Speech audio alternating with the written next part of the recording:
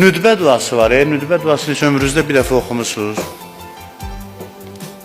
Oxuyun bir dəfə heç olmasa. Nüdbə duası qəlbin fəryadının dilə gətirilməsidir. Nüdbə duası içərinin ehtiyaclarının ifadə olunmasıdır. Dilə gətirilməsidir.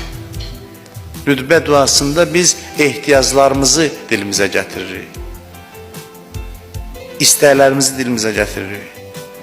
Bir dənə baxın siz, Allah bir adam özü ehtiyaclı ola sonra bunu oxuya. Eynə babullahilləzi minhu yu'ta. Hani Allahın qapısı ki, insanlar ondan daxil olurlar. Allahın dərgahına. Eynə vəchullahilləzi ileyhi yetevəccehu əvliya. Hani Allahın vəchi, Allahın cəmalı ki, övliyalar ona zillənib baxırlar.